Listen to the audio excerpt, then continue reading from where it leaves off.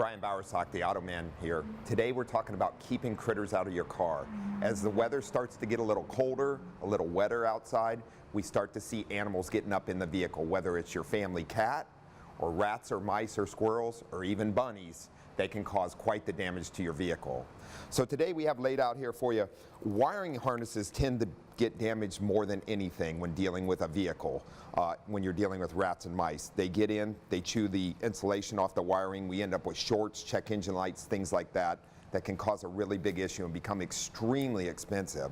And often these vermin will revisit after we fix the scenario and cause more problems. Some of the other problems we see are spark plug wires getting chewed up, which causes misfires, once again check engine light issues like that.